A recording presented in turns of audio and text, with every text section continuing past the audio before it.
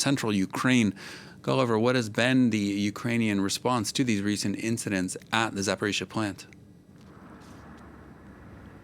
Well, on Ukrainian television this morning, Energoatom, the head of Energoatom, the agency that oversees Ukraine's nuclear power plants, called not just for inspectors to be sent into the Zaporizhzhia power station, but actually UN peacekeepers. He reiterated this call for there to be a demilitarized zone and stressed the necessity of getting the Russian forces out of there. Needless to say, Ukraine absolutely denies any involvement in shelling the territory of the power station itself or areas around it, and says that the Russians are responsible for this.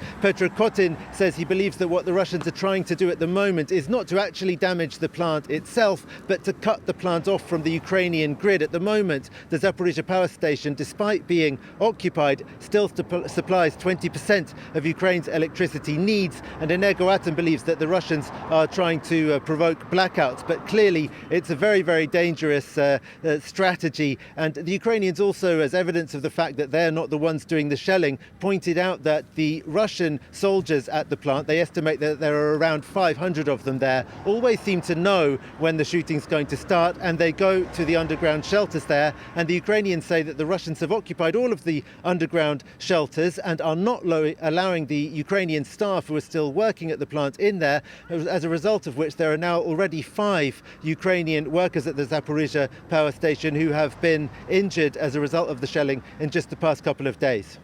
Well, Gulliver, briefly, how big is the risk of nuclear disaster there?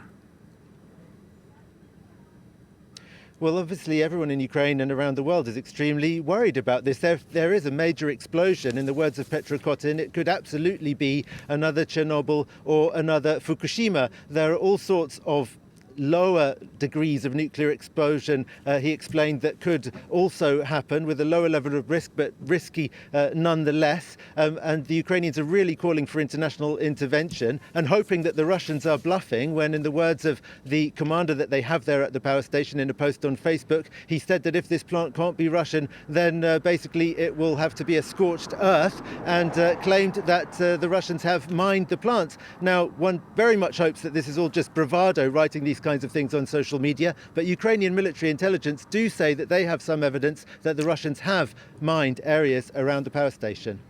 Very troubling. France 24's Gulliver Cragg joining us there from central Ukraine. Thanks very much for that.